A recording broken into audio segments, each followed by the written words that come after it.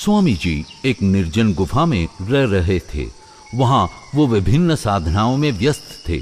उनके पास केवल 1 या 2 कंबल, कमंडलू और कुछ किताबें ही थीं। एक दिन एक मुसलमान जो कि पड़ोसी राज्य के राजकुमार का वकील था, उसका वहां से गुजरना हुआ और उसने स्वामी जी को देखा। उनके व्यक्तित्व से प्रभावित हो वकील उनसे बात करने को उत्सुक हुए। कुछ देर की बातचीत से ही वो वकील सन्यासी के ज्ञान से मोहित हो गया। वह उनके पास बार बार आने लगा। एक दिन, स्वामी जी, मैं आपकी सेवा करना चाहता हूँ, कृपया मुझे एक अवसर दें। मैं आपके लिए क्या कर सकता हूँ? देखिए वकील साहब, वर्षा ऋतु आने वाली है और इस गुफा के दरवाजे नहीं हैं। यदि आप दरवाजे बनवा सके तो कृपया बनवा दीजिए। यह गुफा अत्यंत दीन दशा में है। यदि आप आज्ञा दें तो मैं एक सुझाव दूं। मैं यहाँ आलीशान बंगले में अकेला रहता हूँ। यदि आप कृपा कर मेरे साथ रहेंगे तो मैं खुद को बहुत भाग्यशाली समझूंगा। किंतु मैं मुसलमान हूँ, पर मैं आपके भोजन की अलग व्यवस्था कर दूंगा। स्वामी जी ने उनकी ये बात अनसुनी कर दी और उनके बंगले में चले गए।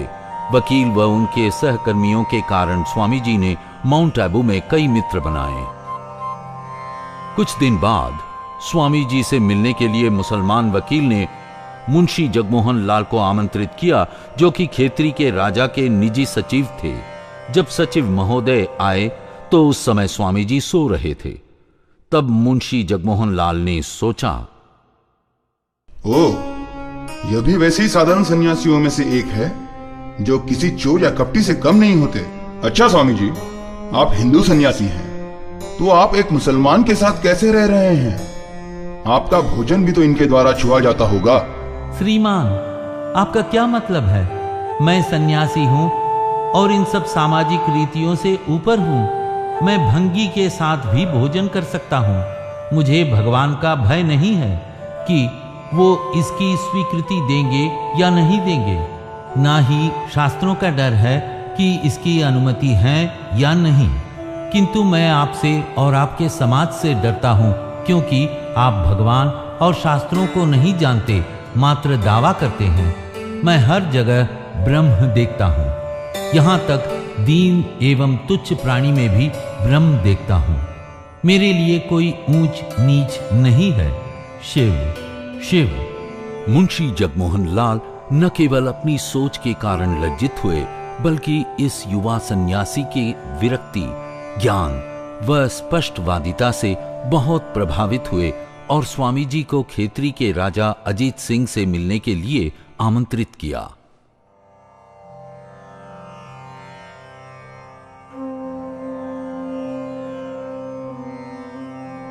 जब तक ये छुआछूत आपका धर्म व रसोई और बर्तन आपके भगवान हैं, आप आध्यात्मिक रूप से उन्नति नहीं कर सकते।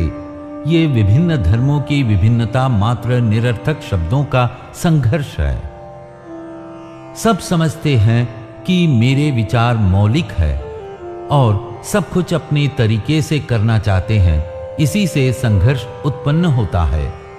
यहाँ यानी भारत के लोगों ने वेदों को त्याग दिया है और सारा तर्क ज्ञान अब रसोई में है। भारत का धर्म आजकल है छुआछूत, जिसे दूसरे स्वीकृत नहीं करेंगे। एक दिन हर देश हमारे पूर्वजों द्वारा अपनाई अद्भुत जीवन पद्धति तथा उनके दर्शन चिंतन द्वारा प्रकट सुविचारों और सिद्धांतों को अपनाएगा।